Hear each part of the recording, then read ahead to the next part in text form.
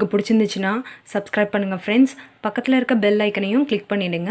இது மூலமாக நான் போடுற அப்கமிங் வீடியோஸ் எல்லாமே உங்களுக்கு நோட்டிஃபிகேஷனில் வந்துகிட்டே இருக்கும். Thank you friends.